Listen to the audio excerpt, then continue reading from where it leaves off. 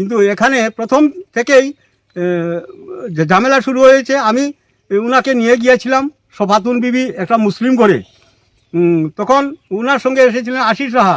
উনি বলছেন প্রথমেই আপনি কোন করে লইয়া আইলা, এই অন্যদিকে আনতে পারলাম না মেইন রোডে।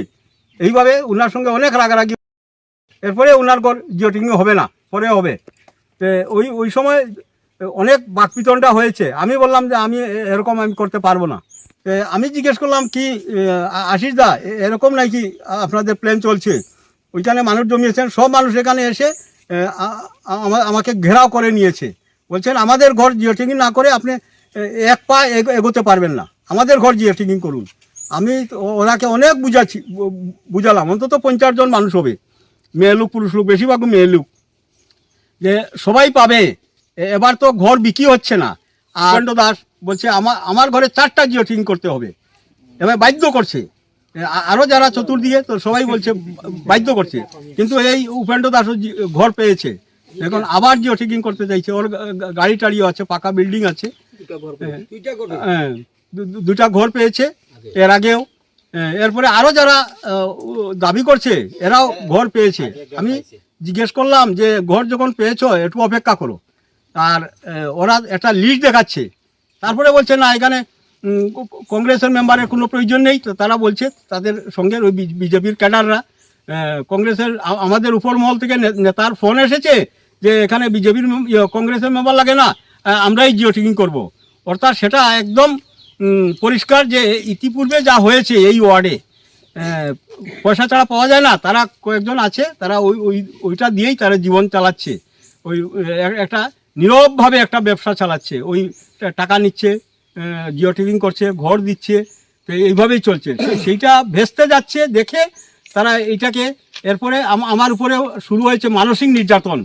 এই যে মেয়ে লোক পুরুষ লোকরা যেভাবে নির্যাতন করেছে, ওইসব অপমান আমরা কোনোদিন দেখি নাই, দেখে আমরা আমাদের অভ্যস্ত নই।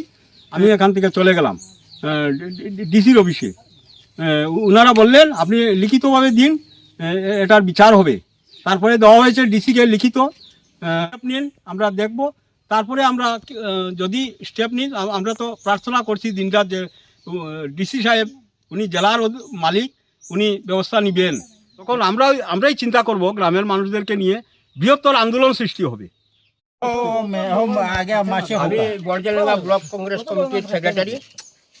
যখন জানতে পারি যে আমাদের যোগীবন গ্রান্টে 7 নম্বর ওয়ার্ডের আমাদের মেম্বারকে বড় বিধ্বস্ত বা অশ্লীল ব্যবহার করা হয়েছে, জানার পরে আমিও এসেছি। এসের পরে জানতে পারি এখানে গ্রামের মুখের সবের কাছে যে একজন মেম্বার, সে জনগণের ভোট নিয়ে, জনগণের নিজের মতামত প্রয়োগ করে উনিকে মেম্বার বানানো হয়েছে।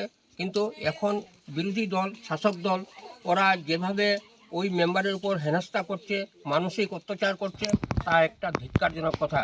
তাই আমি সবার কাছে মতামত নিয়ে জানতে পারিছি যে এইভাবে করাটা উচিত হয় নাই ওদের। তাই আমি ওদেরকে আবার পুনর্ধিক্কার জানাচ্ছি, এভাবে যেন না করে। কারণ মানুষের মতামত নিয়েই সরকার গঠন হয়, মানুষের ভোটের উপরেই সরকার চলে। এই জিনিসকে ওরা যেভাবে বিচ্ছিন্নতাবাদ করছে, তা ভবিষ্যতে খুব অন্ধকারে ওরা নেমে আসবে। তাই আমি আবার বলছি যে 26-এর ইলেকশন যখন আসছে, তাই ওরা যেন সচ্ছল সুন্দরভাবে চলে, নতুবা ইহার প্রতিক্রিয়া ওরা নিজেই পাবে। তাই জনগণ এখানে সবাই আমার সাথে আছে এবং সবার কাছে কিছু জানতে পারছি। ওই দিন আমাদের মেম্বারদের কী করা। যিকোনো খবৰৰ বাবে যোগাযোগ কৰক 7099017330 লগতে 7099017110 নম্বৰত।